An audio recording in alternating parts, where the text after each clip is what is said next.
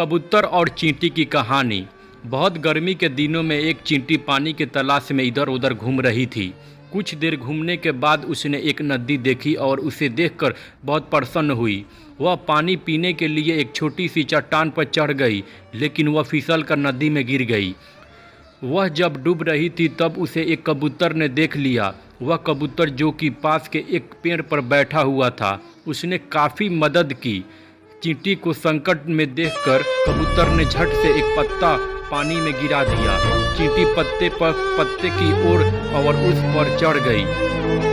फिर कबूतर ने ध्यान से पत्तों को बाहर निकाला और जमीन पर रख दिया। इस तरह चींटी की जान बच गई और वह हमेशा कबूतर की श्रेणी रही। इस घटना के बाद चींटी और कबूतर सबसे अच्छे दोस्त बन गए और उनके दिन खुशी से बीते। लेकिन एक दिन जंगल में एक शिकारी आया। उसने पेड़ पर बैठे सुंदर कबूतर को देखा और अपनी बंदूक से कबूतर पर निशाना साधा। यह सब वह चींटी देख रही थी जिसे कि उस कबूतर ने बचाया था। यह देखकर उस चींटी ने शिकारी की एड़ी पर काट लिया, जिससे वह दर्द से चिल्लाया और उसके हाथ से बंदूक गिरा दी।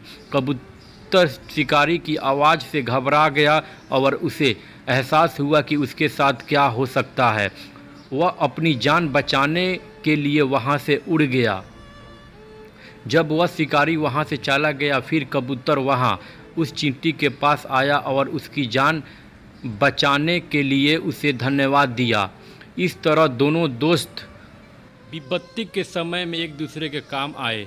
इस कहानी से हमें यह सीख मिलती है कि एक अच्छा काम कभी बेकार नहीं जाता। समय आने पर वह अवश्य फल देता है।